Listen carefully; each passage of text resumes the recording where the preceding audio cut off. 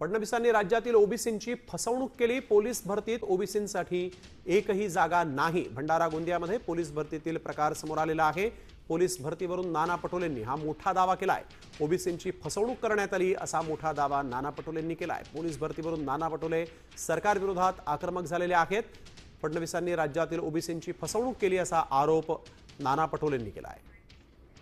की ओबीसी समाजासाठी एकही जागा या ठिकाणी नाही।